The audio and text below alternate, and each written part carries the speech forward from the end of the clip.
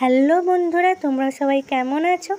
আশা করি সকলেই ভালো আছো আর আমরাও ভালো আছি।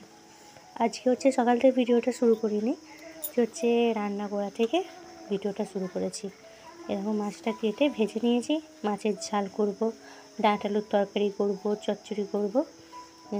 একদিকে মাছের ঝালটা করেছি আর একদিকে ডাঁট আলুর তরকারিটা করে নিয়েছি। না হলে তো আমি ঠিক সময়ের মধ্যে রান্নাটা করতে পারবো না। আর ডালটা থাকলে বাবার সুবিধা হয় ভাতটা খেতে, ওই জন্য একটু ডালও করেছি। আর দেখো, আর বাবাকে খেতে দেওয়া হয়ে গেছে। এবার অনুসার বাবার ভাতটা বেড়ে নিচ্ছি। বেড়ে নিয়ে আমি আবার জামা কাপড় কাচবো, কেচে মিলবো। তারপর আমি জামা কাপড়গুলো কেচে নিয়ে মেলে দিচ্ছি।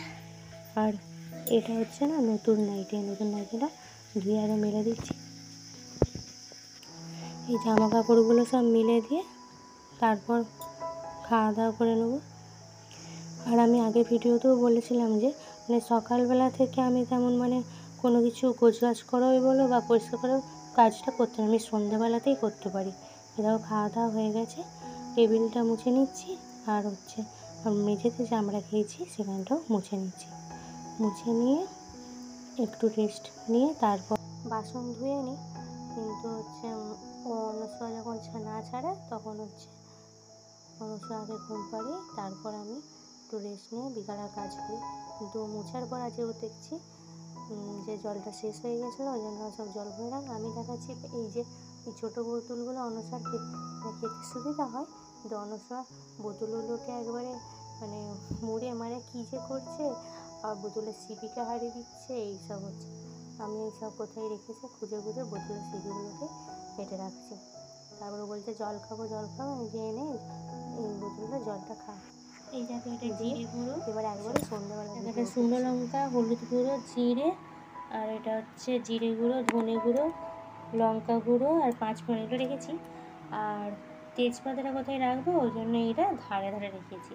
তাহলে আমার রান্না করতে সাহায্য হবে, রান্না করতে সুবিধা হবে। একটা জায়গাতেই যেহেতু রেখেছি। আর এইটাই রেখেছি মিটকে,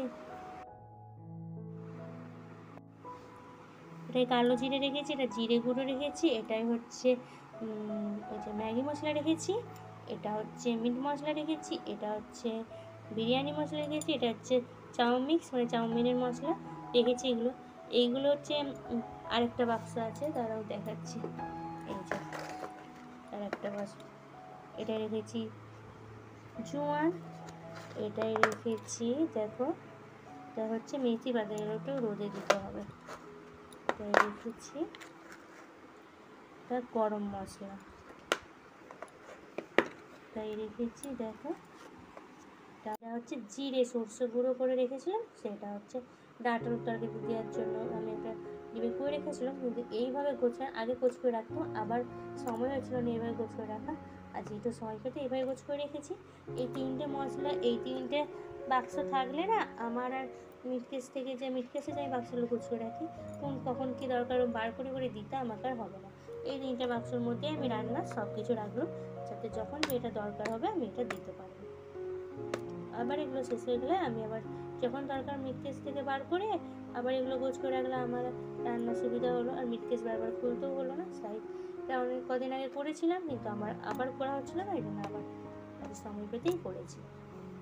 দেখো, এবার এগুলো সব গোছ করে নেবো।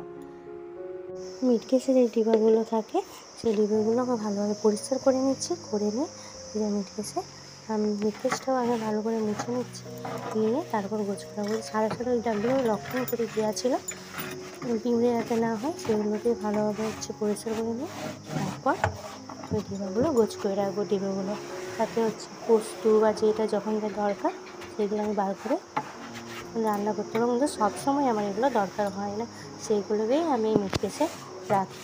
আর যেগুলো সবসময় দরকার হয় সেগুলো আমি বাইরেই রাখি। এটা করে আমার খুব সুবিধা হয়।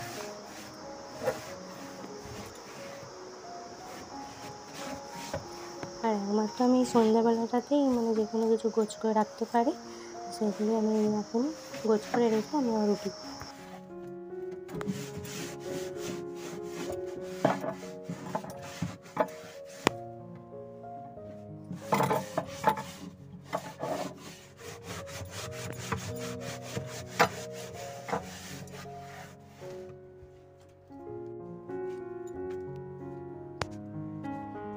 খবর কাগজটাও চেঞ্জ করে ভালো খবর কাগজ বিছিয়ে তারপর ডিব্বাগুলো সব গোছ করে রেখেছি। এই দেখো যেই মশলাগুলো ওই যে 3টে বাক্স যে গোছ করে রাখলাম সেগুলো হচ্ছে ভিতরের দিকে রেখেছি। তোমাদের আর যেগুলো আমি মানে দরকার হবে সেগুলো সামনে করে রেখেছি। আর নিচেটাও দেখো এই যে খাবার রাখি নিচেটা গোছ করে রেখেছি। এদিকে ডিম থাকে আর একদিকে খাবারগুলো থাকে,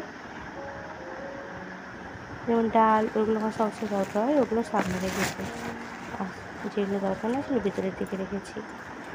আর এই যে সব হলুদের প্যাকেট এই যে সব প্যাকেটগুলো না আমি একটা হচ্ছে থলেই গোছ করে রাখি। একটা আপু আসে হচ্ছে যে হচ্ছে এই প্যাকেটগুলো চিকগুলো সব নেই, ওই জন্য আমি আর মানে ফেলি না। সে মাটিতে ফেললে তো সেটা মানে দূষণই হচ্ছে, চিকগুলো তো আর নষ্ট হয় না, সেজন্য সে কাকুকে দিয়ে দিই, সে চিকগুলো সব নিয়ে চলে যায়। তারপরে দেখো আমি রুটি করেছিলাম ওইগুলো সব গোছ করে, কারণ সময় হয়ে যাচ্ছে অনসর বাবা চলে আসবে, জন্য আমি আগে রুটিটা করে নিই। এটা করে নিয়ে তারপর আবার উপরে হচ্ছে এই টেবিলের উপরে যে র্যাকটা আছে সেখানে আবার গোছ করে রেখেছিলাম, মানে গোছ করছিলাম। এই যে মশলাগুলো তারপরে যেগুলো আমার সবসময় দরকার সেইগুলো এই র্যাকেতে থাকে, হরলিক্স তারপরে হচ্ছে ছাতু, মানে এগুলো সবসময় দরকার হয় সেগুলো এখানে ভালোভাবে গোছ করে রেখে টেবিলটা মুছে নেবো। নিয়ে